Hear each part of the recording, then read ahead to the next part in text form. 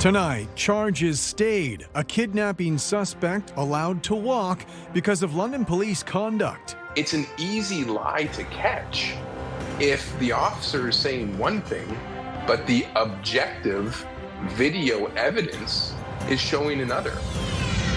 Plus, brought to justice. Sentencing delivered for the man responsible for the death of an Owen Sound restaurant owner. And communities united for a common cause. When people are suffering, you have to feel something. That's what makes us human. Fundraising for earthquake relief in Venezuela.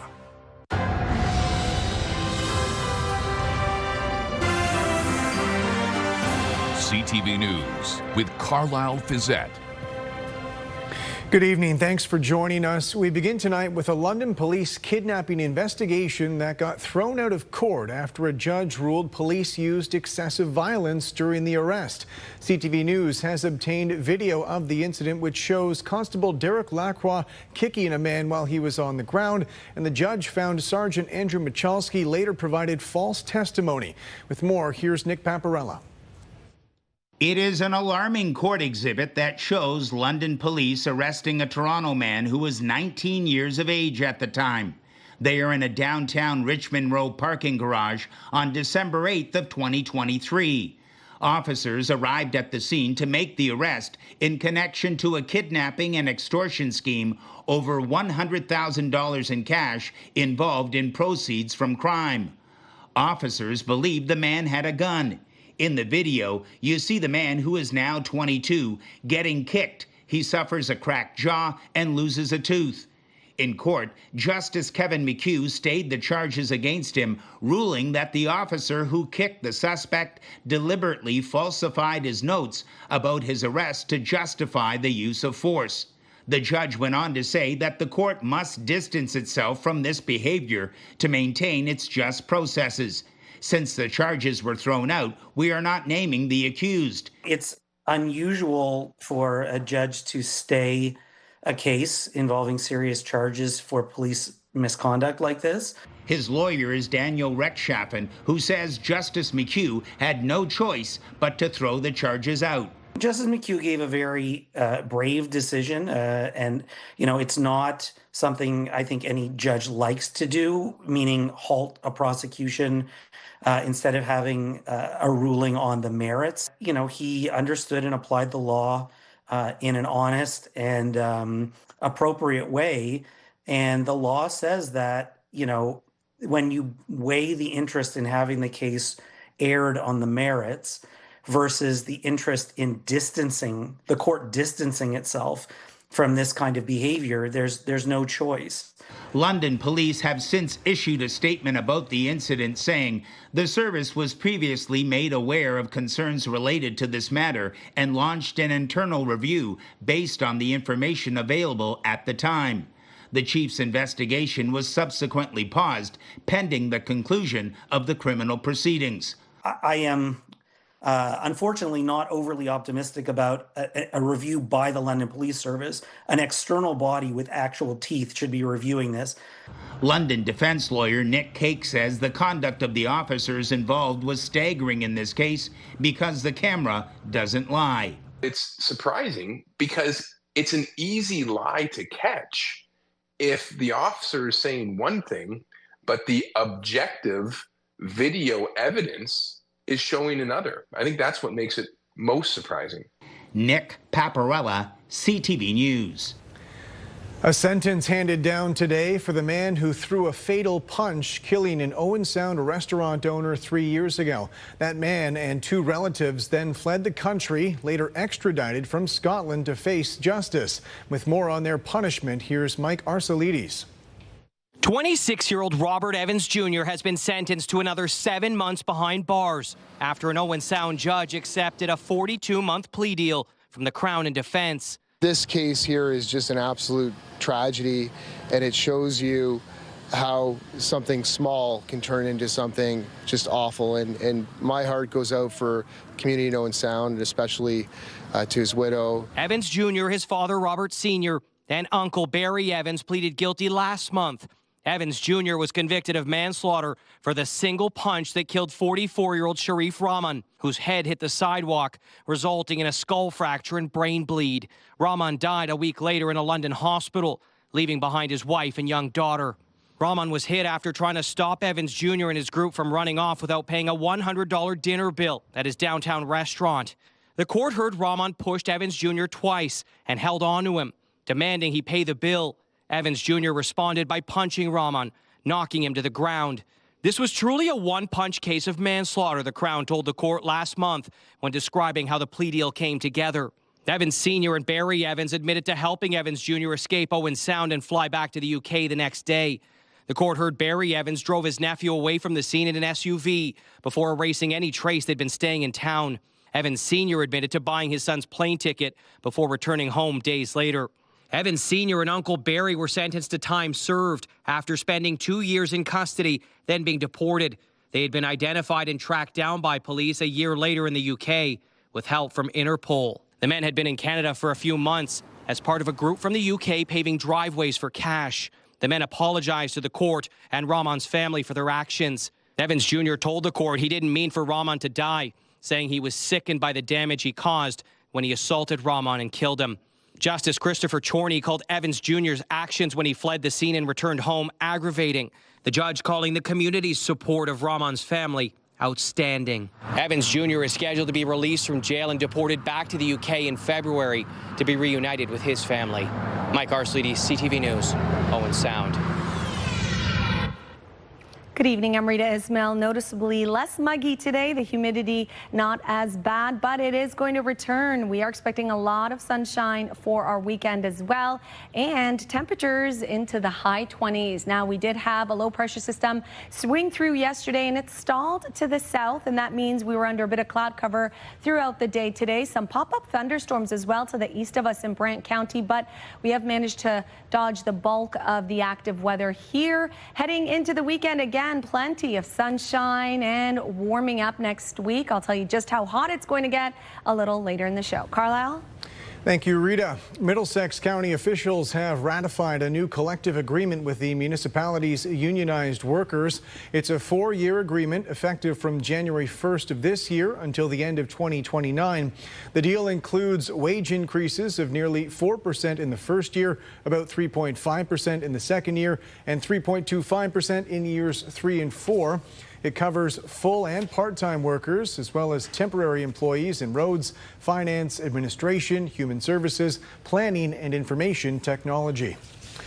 Less than a year after adopting a consultant's recommendation to accommodate homeless Londoners each winter, city staff now want to switch to a new strategy at a higher cost. Daryl Newcomer has more on what's behind the push to change London's winter response again.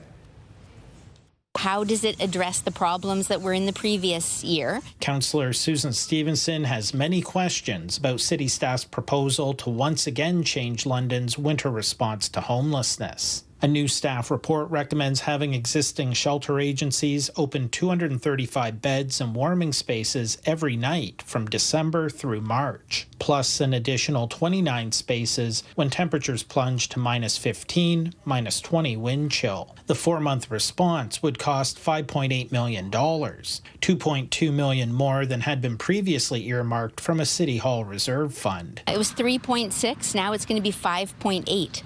And leading us to where? How many more people are going to be helped? Are we going to be able to meet the need? How are we going to address the issues around the area? The staff report goes on to explain why they're not simply recommending repeating what we did last year in London, expanding the traditional shelter system during the winter, as well as on the coldest nights, -15, -20 wind chill, opening up the Boyle Memorial Community Centre. In February, neighbours complained to CTV News about the behaviour and mess created by people staying at Boyle. City Hall ended up spending $4.2 million on the winter response that would adjust the number of overnight spaces based on the month and temperature. But it turns out the tiered approach required a minimum 12-hour lead time to activate sites, was complicated by changing forecasts, and the temperature-based criteria didn't account for freezing rain and heavy snowfall. The unpredictable nature of when Boyle was open caused confusion among homeless Londoners and various agencies, leading to frustration and some nights individuals congregating around the closed location. Stevenson believes Londoners want a long-term strategy for the annual arrival of winter. They don't want us to keep having more expensive patchwork pieces that really aren't meeting the needs of any of the Londoners, not the ones unhoused or those who live around the shelters. Stevenson's concerned that this year's proposal will continue to have cumulative impacts in the Old East Village, where several shelters are concentrated. How are we working with the other levels of government to create that more long-term solution? A council committee will consider the proposed winter response on Monday. Daryl Newcombe, CTV News. One of the largest landfills in the province sits west of London, and it could soon become even bigger. Jerry Dewan has more on that proposal and the response from the surrounding communities. A line of trucks sits atop material already dumped at the Twin Creeks Environmental Center landfill. The landfill accepts about 1.3 million tons of trash a year and is expected to reach capacity in 2031. But operator Waste Management Canada has submitted an environmental assessment study to the Environment Ministry that would significantly increase the landfill's capacity. Essentially, what they're proposing is a large vertical expansion of the landfill that would more than double the approved height of the landfill, approximately 12 stories to 24 stories. Peter Pickfield is a partner with Garrett Pickfield, a firm specializing in environmental, municipal, and planning law. They're part of a peer review team, an independent panel of experts retained by Warwick Township. The township says based on expert analysis from the peer review team, the environmental assessment fails to address 4 areas of concern. Key among them is the landfill's capacity to handle the additional load. The odor management system and the leachate collection systems of the landfill are critical for controlling impacts. And if those are it's not properly studied to make sure those won't be compromised by the landfill proposal. Pickfield says modern landfills are designed to collect runoff from rain and snow that becomes contaminated as it flows through the trash. Right now, the landfill is operating well in terms of controlling leachate. It's got a really first-class leachate collection system, which is state-of-the-art. But the concern is that our technical reviewer is saying that they haven't properly addressed how whether the pipe integrity would be maintained under this critical loading. In response to a CTV News request for an interview, Waste Management Canada issued a statement which says, in part, the EA provides a comprehensive evidence-based evaluation of the proposed project, and we are confident the ministry's independent review will carefully consider the technical information along with public input before making a decision. Other concerns expressed by the township include ongoing truck traffic. The peer review team says approximately 20% of that traffic travels through the town. The team also notes dust coming off the landfill and an incomplete assessment of the impacts to wildlife. The proposed expansion would extend the life of the landfill by 12 years. In Watford, Jerry Dewan, CTV News. A community gathering is planned for this weekend supporting earthquake victims in Venezuela, bringing together the Latin and Muslim communities at the London Mosque. With more on the fundraising dinner, here's Sean Irvin. Meet 2 Londoners from different cultural and religious backgrounds, united by a common cause this weekend. This Latino and Muslim pair are out to help earthquake victims in Venezuela by hosting a fundraising dinner at the London Muslim Mosque. The event was conceived by members of the Islamic Relief Fund of Canada, who were moved by scenes taken after the earthquake on June 24th. At least 3,800 lives have been lost. When people are suffering, you have to feel something. That's what makes us human, and that's what makes us push harder and want to give back more. David Ayala is a London Latino community organizer. He welcomes the pledge to host the dinner that is expected to raise $50,000. Those funds will be matched dollar for dollar by the federal government. It's like a great opportunity to come together as London in general, and not just for Latinos or for people from the Muslim community. Like, everyone is welcome to attend and provide their support to this noble cause. CTV News has been told that members of the Muslim community are already on the ground in Caracas aiding in the rescue effort. Many have already helped elsewhere in the world. We assisted on the ground in Jamaica the past year with the floods, and now we are on the ground in Venezuela. And our generosity, it doesn't stop with Muslim countries. We're proud that we work and we help non-Muslims around the world as well. Assistance is desperately needed. Many Londoners have relatives impacted by the quake. It's like their family has lost everything. They don't know where to go. There's no enough shelters to receive. There's no enough, they don't know what's next, you know what I mean? So it's a lot of uncertainty. The dinner at the London Muslim Mosque on Oxford Street is open to everyone. It begins at 6 p.m. on Saturday. In London, Sean Irvin, CTV News.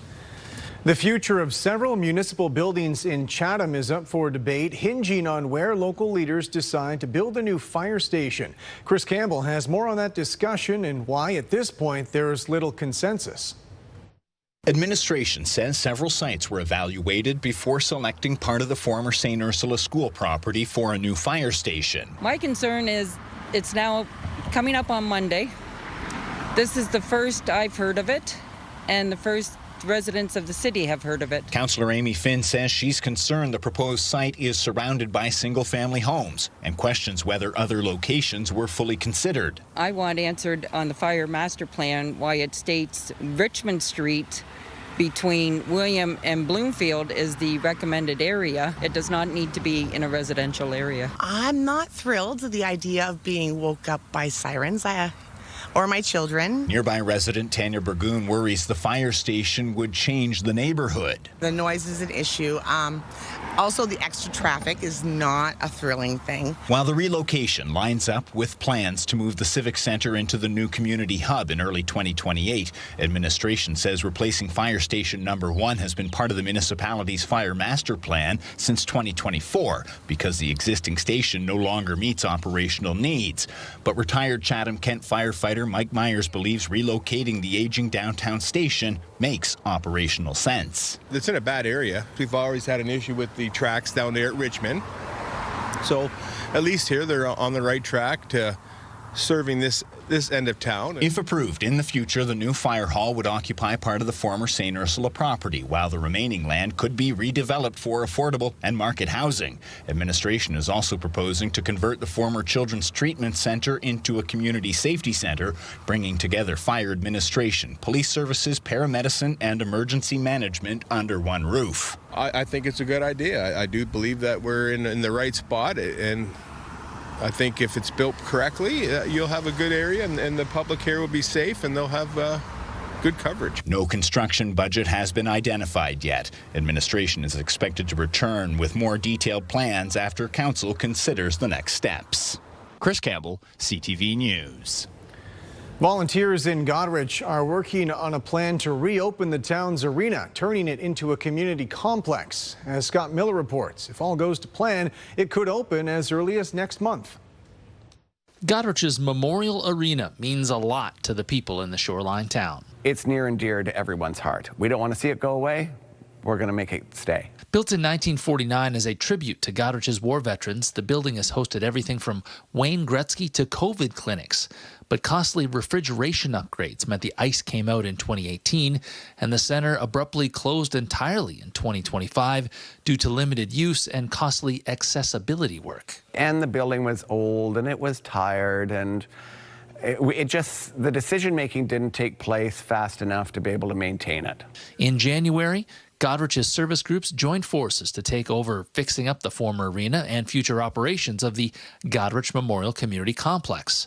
Instead of hockey, shuffleboard, ball hockey, yoga classes, and farmers markets will fill the building's hallowed halls. Our intention with the building itself is to get the upstairs fully renovated because we feel that that's really good rentable space for us, and then start to work on the barn area. Of course, all the work that needs to be done will not come cheap. That's why the local organizing committee is trying to raise $750,000 for repairs. It's a functional building that has a lot of purpose.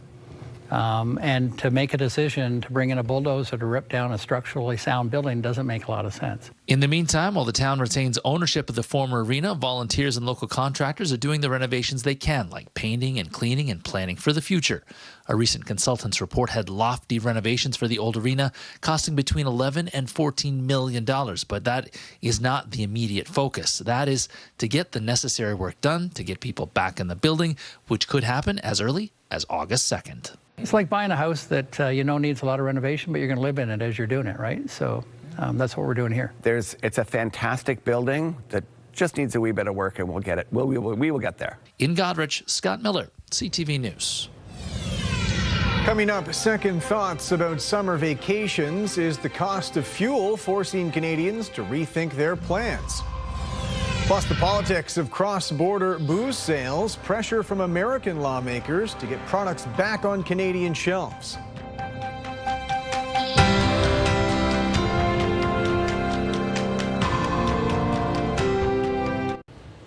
Welcome back. The Gordie Howe Bridge in Windsor reportedly has an opening date. According to the Associated Press, citing two sources involved in negotiations, an agreement has been reached to open the bridge by the end of July.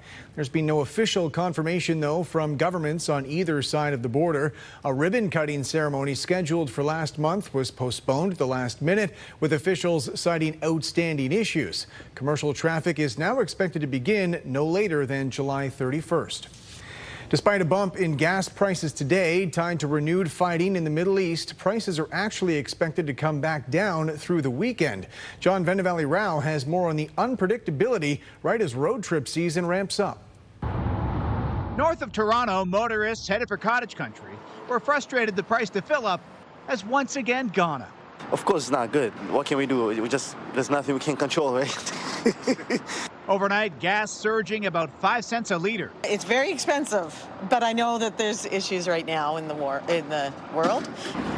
For Brian Comart, it's making it more costly to haul his trailer from Chatham, Ontario to Algonquin Park. I bet you the whole trip's going to be the $400 of gas. Easy. Across the country, prices were up, back to nearly $2 in Vancouver for regular unleaded, while the national average is around $1.72. And if you thought the resumption of hostilities between the U.S. and Iran this week will push prices up further, forecaster Dan McTagg says they're actually headed down this weekend. It's dropping 2 cents a liter on Saturday and likely 3 or 4 cents a liter on Sunday. That's counterintuitive to economic fundamentals. A shortage and high demand means prices go up, not down. In fact, the price for oil hasn't jumped as much as one might have expected. West Texas Intermediate crude started the week at $69 U.S. a barrel and did surge to $76 after the U.S. president declared the ceasefire was over, but it's since fallen to around $71. Experts say the market so far has essentially learned to shrug off the conflict. I think the new normal is that we're going to see skirmishes from time to time between Iran and the U.S., interspersed with periods of relative calm, allowing tankers to enter the Persian Gulf, load crude oil, and then depart. But McTagg thinks prices could jump by the end of the month as the U.S. continues to draw down on its strategic reserve of oil. We might be getting temporarily a reprieve in the short term, but the long term will be higher prices for an extended period of time. And there is one more wild card, the hurricane season. Experts say if a major storm would hit U.S. refineries on the Gulf Coast, that would put further price pressure at the pumps here. John Vendavalley-Rao, CTV News, Toronto. American lawmakers are ramping up calls demanding U.S. alcohol return to store shelves in Canada. Several provinces imposed bans on American booze in response to the U.S. trade war launched by Donald Trump. And as Abigail Beeman reports, Canadian producers want premiers to stand firm. Thanks to the ban on American booze, Ontario's Westcott Vineyards is expanding, and liquor store sales have jumped 600%.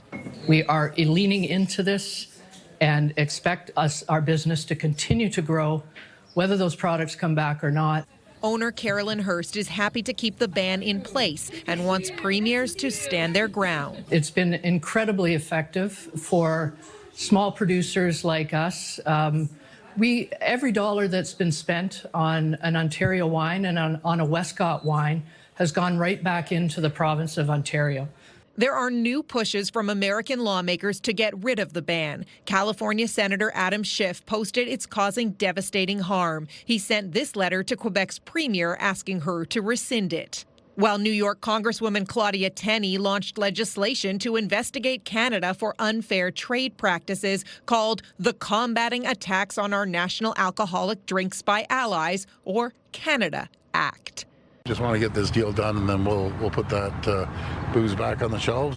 Ontario has held firm, while Quebec's premier's office told us in a statement this measure will remain in effect as long as the United States maintains these unjustified tariffs. Canada is violating our own trade agreement with the Americans. Former trade advisor to Stephen Harper, Meredith Lilly, believes the provinces overstepped. I expect that there is a dance happening behind the scenes, and it would be my preference if the provinces took cues from the federal government. It's my hope that the federal government is seeking to get them back on the shelves. Lilly says the ban is a tricky situation to unwind. Ottawa can't publicly call for it to be removed if the premiers hold firm. Abigail Beeman, CTV News, Ottawa. Rita's on the desk with me now, handling the forecast for us. And, well, what a weekend to be doing a forecast for. It looks lovely. Yeah, you're welcome. I know. I get to tell you about sunshine and comfortable outdoor conditions, albeit for this time of year, of course. It is going to get hot, but the good news for Saturday is the humidity won't be as bad for tomorrow before it returns again next week. Today, we saw a little bit of that reprieve. 28 degrees our high, felt about 30. We had that cold front swing through yesterday, so that helped a little bit, but it won't be here for that much longer because, of course, our temperatures are going to climb and we're going to have daytime heating tomorrow.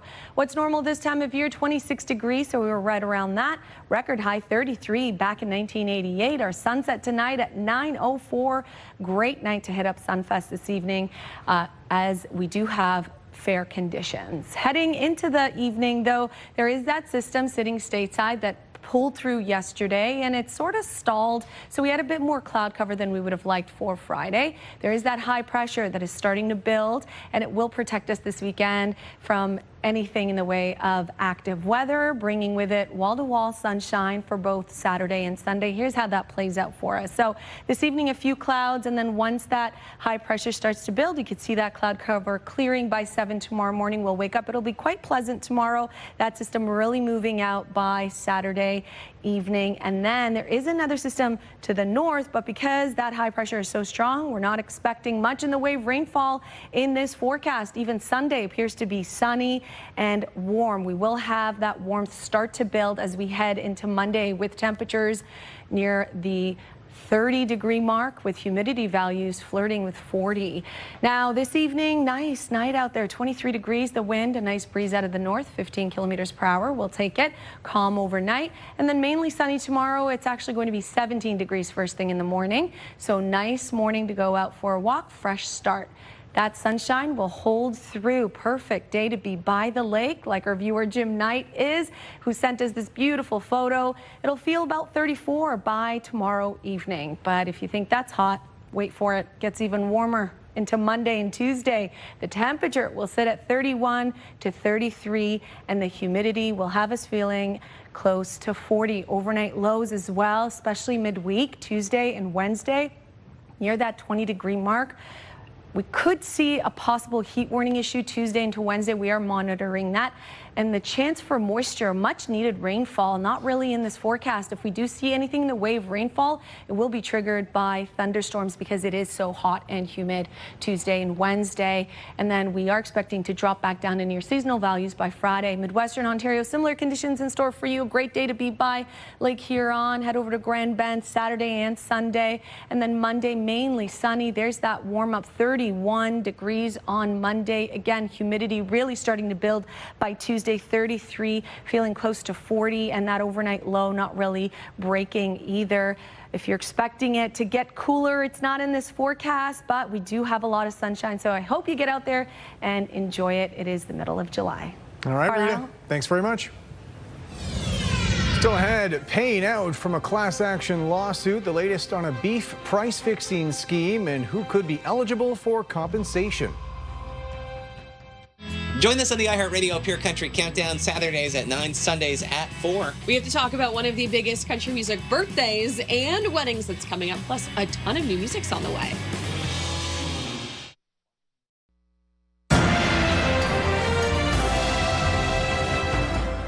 The latest job numbers show London's unemployment rate falling. According to Stats Canada figures, London's jobless rate dropped 0.5 percentage point in June, now sitting at 8.2%. It was as high as 9.2% back in April, which was the highest unemployment rate among all larger Canadian cities at the time. The national numbers are trending down as well. Across Canada, unemployment declined 0.1% on a month-to-month basis, now at 6.5%. According to Stats Canada, 18,000 jobs were added last month, mainly in part-time work. Youth unemployment also decreased from 13.4% in May to 12.7% in June. A major driver of summer employment, especially for young people, is the festival circuit. Maria Saru has more on Atlantic Canada's largest outdoor concert and the hiring machine required to make it work.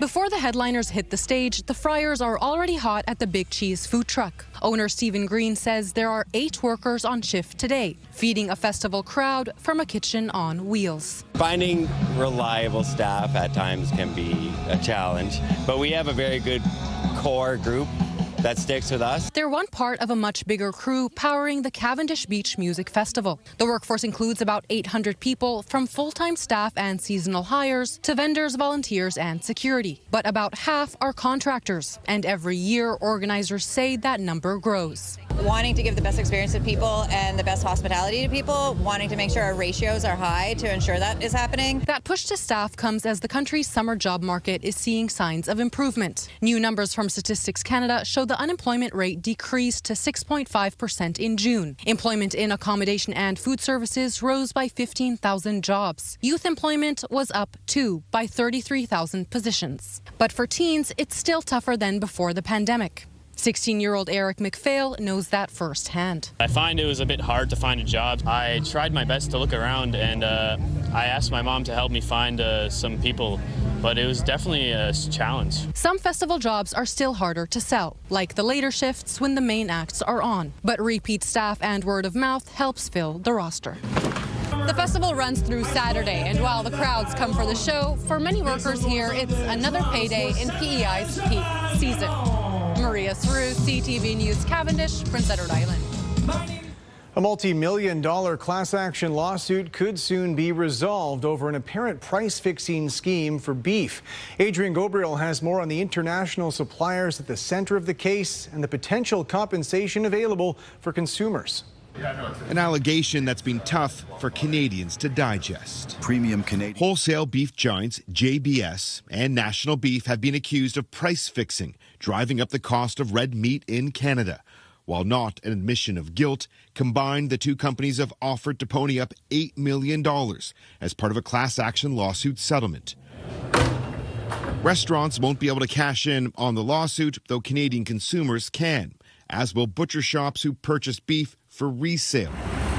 Inside a last meat market in Toronto, they sell JBS beef. Owner George Laganis praises the quality of their cuts, though he admits allegations that one of his suppliers may have taken part in price fixing has been difficult for consumers to stomach. It leaves a bad taste in customers' mouths because we see a large increase in prices quickly. As part of the settlement agreement, JBS has agreed to pay out more than $7 million. National Beef has committed to forking over $495,000. The amount individual Canadians can expect has yet to be determined. Even though JBS has agreed to pay out millions, an email from a company spokesperson says in part, "We believe the claims are without merit, and the agreement was entered into solely to avoid the expense and uncertainty of prolonged litigation." Laganis says he'd rather see more regulations limiting the price that large wholesalers can charge for red meat. They're going to pay out the $7.5 million. Great, everybody's going to be happy. Where's that going to come from? It's going to come from the customer's pocket again. So it's just a vicious circle. For Canadians who want to add their names to the class action lawsuit, the courts are expected to approve a payment process in the months ahead. Adrian Gabriel, CTV News, Toronto. North American markets closed out the week with gains today. In Toronto, the TSX climbed 105 points. In New York, the Dow added 150. The Nasdaq is up 73. The Canadian dollar gained 1/10 of a cent today. On commodity markets, gold fell more than $27 an ounce. Oil lost 67 cents a barrel. Coming up, cracking down on training deficiencies. The concerns in Quebec suggesting Ontario-trained truckers don't make the cut. Welcome back. A Brampton man convicted in the U.S. for running a cross-border drug trafficking operation has been sentenced to 20 years in prison. Earlier this year, 63-year-old Gurumrit Sidhu pleaded guilty to leading a drug ring from 2020 to 2023. A California court heard more than 500 kilograms of methamphetamine and nearly 350 kilograms of cocaine were brought into Canada from the U.S. Officials say the drugs were worth up to $17 million U.S. Sidhu is the 8th person in this case to plead guilty. An Air Canada plane veered off the runway yesterday after landing at Montreal's Trudeau Airport. The second this plane hit the ground, I knew something wasn't right. We were skidding, and next thing I knew, there was smoke and grass and dirt right next to the window. 156 passengers and 6 crew members were on board the flight from Los Angeles. In a statement, airline officials say the Boeing 737 MAX plane landed normally but then experienced a runway excursion, coming to stop in the grass. No injuries were reported and there were no major delays as a result. The statement also indicates the plane will undergo a full inspection. Officials in Quebec say they're cracking down on truckers from Ontario trying to get a license to work in Quebec. That's after an Ontario Auditor General report was released outlining gaps in training for truck drivers. With more, here's Sweeta Rassi. Ontario truck drivers who have had their Class 1 or trucker's license for less than 2 years will now have to pass a road test before they can get a Quebec license. That's according to the SAAQ, Quebec's Auto Insurance Board. If they fail twice, they would be required to complete mandatory training. Students were not taught key elements. This measure comes after Ontario's Auditor General found the province is not effectively monitoring training and licensing programs, raising concerns about qualified drivers on the road. The SAAQ estimates that 375 Ontario drivers make the jump to Quebec each year. And it's concerned its data shows more than 25% of deaths that occurred on Quebec roads last year involved a truck. We have seen an increase in trucks involved in deadly accidents here in Quebec in the last year and the previous year. So we're taking this seriously. No one likes to see people die on the street. A public inquiry is also underway following a deadly crash in Boucherville that killed a 34-year-old mother and her 5-year-old son. The Quebec Trucking Association says the measure is a good step, but President Marc Cadieux would like to see more. I've insisted that there will be to be put more hours on control and enforcement on the Quebec roads. That will be a clear message. The government calls the new road test a temporary measure, one it says will stay in place until Ontario proves it's tightened its own standards. Sweeta Rassi, CTV News. Tonight's weather snapshot sent in from Jim Knight. He took this photo of his family fishing on the dock on Tunnel Lake. Thanks so much for sharing, Jim. Perfect lake weather this weekend. We have calm, sunny, and comfortable summer heat. But the reprieve from the humidity will be short-lived as a sunny stretch results in high temperatures, and the humidity will build right back in starting on Monday. Iranian officials have buried their late supreme leader, concluding a week-long state funeral. Final prayers were delivered today with the late leader's 3 sons attending the funeral. The 86-year-old was killed by an American and Israeli airstrike in February, ending his 37-year reign. Meanwhile, a pause in fighting today, with negotiators attempting to restart peace talks. In Washington, President Donald Trump has used new powers granted by the U.S. Supreme Court to fire key election officials. The top court recently ruled the president has broad executive authority to fire fire political appointees at independent executive agencies. White House officials say Trump removed 2 Democrats on the Election Assistance Commission, and then the lone remaining member, a Republican, quit. The commission distributes federal grants to U.S. states, oversees vote system testing, and maintains the National Voter Registration Form. Members had previously resisted Trump's efforts to require proof of citizenship before registration, and it's not clear if he plans to appoint new members or leave the positions vacant for this year's midterm elections. 2 out-of-control wildfires burning in BC's interior are threatening homes near the community of Boston Bar. The fires cover a combined 180 square kilometers, with hundreds of properties under evacuation order. Hundreds more are currently on alert. I don't know when I'll be able to go back, or if my house will even be standing, or if my pet will be okay. Really understand it, I don't think, until you're close to it, and you could literally lose everything you have. So that gets a little more real. The 2 fires are burning on opposite sides of the Fraser River. They're fueled by steep, rugged terrain, challenging firefighters. Local officials say some homes and structures have been damaged or destroyed, with many areas inaccessible at the moment, making it impossible to determine the full extent of the damage. Crews in Alberta are cleaning up after 2 tornadoes touched down on Wednesday. One of them hit a campground, sending 3 people to hospital. The twisters touched down east of Edmonton, causing significant damage at the Dilbury campground. Officials say one of the 3 people taken to hospital has serious injuries. Western's Northern Tornadoes Project is investigating the intensity of the twisters. In this case, it was actually 2 different supercell thunderstorms that generated 2 different tornadoes. So yeah, it was, and there may be more. These are the ones that we know about at this point. 46 tornadoes have been reported so far this year in Canada's prairie provinces, already exceeding the average of 34 per year. A wrestler from southwestern Ontario will represent Canada on an international stage later this month. With more on the high schooler and his plans to be among the country's best, here's Colton Weens.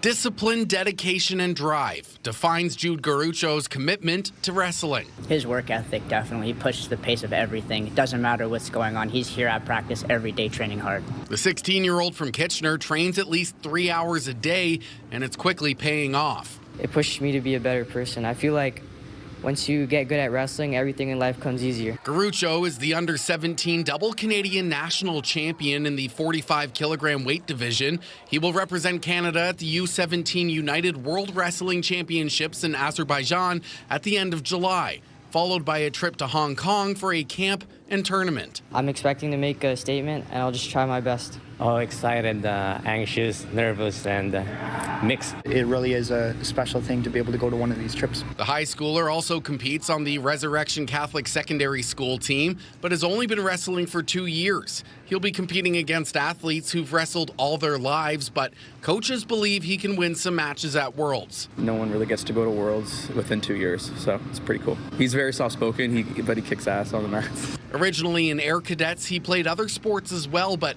wanted to find something with weight classes. He tried MMA, but the mom said, nope, no way. They made the compromise. If he's going to graduate with honors, then we'll enroll him in MMA. So, fortunately, he graduated with honors. Olympus Martial Arts Academy encouraged him to try wrestling, and now he's one of the best in Canada. While Garucho will go to Worlds, he does need at least $12,000 to fund the whole trip. We just really want to raise money for him and raise some awareness to the public here in town. And if you want to help with the fundraising for his trip to Worlds, they're holding a breakfast fundraiser on Saturday, July 18th at St. Mark's Catholic Church. Colton Weens, CTV News, Kitchener. Finally tonight, an opportunity for newcomers to Canada to experience one of our summer traditions. It's a chance to learn new skills and embrace this country's great outdoors. With more, here's Curtis Goodrum. First step, cracker. What's the name of this? Cracker. Newcomers to Canada are getting a taste of Canadiana. Chocolate and marshmallow combination known as the s'more. The marshmallow, it's yummy. These newcomers are students with Northwest College's LINK program. It provides lessons to help refugees learn more about their new home and build a connection with the culture.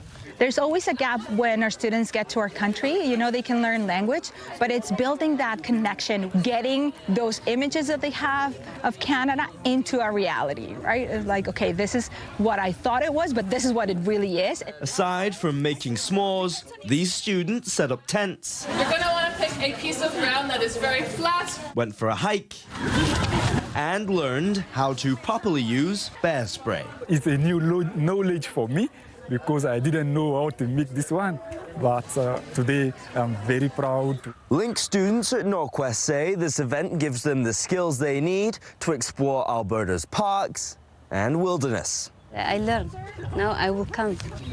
I will try. I would like to come next month here, again and again. So now they really want to take it to another level and keep on connecting, because we have broken that barrier. While moving to a new country isn't always a walk in the park, the instructors hope this lesson will make exploring the province